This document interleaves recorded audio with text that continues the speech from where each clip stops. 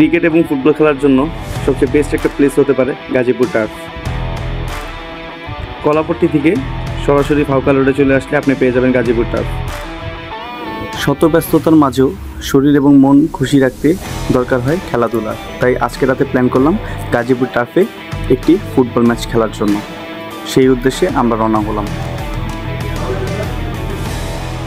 চলে আসলাম গাজীপুর টার্ফে। খুব সুন্দর প্রাকৃতিক পরিবেশের মাঝখানে তৈরি হয়েছে এই টার্ফটি।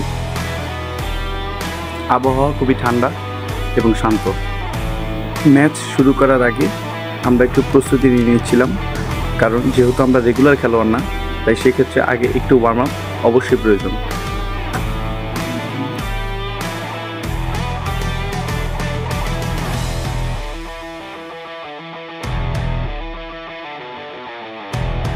স্লট বুকিংয়ের ইনফরমেশন আমি এখানে দিয়ে দিয়েছি।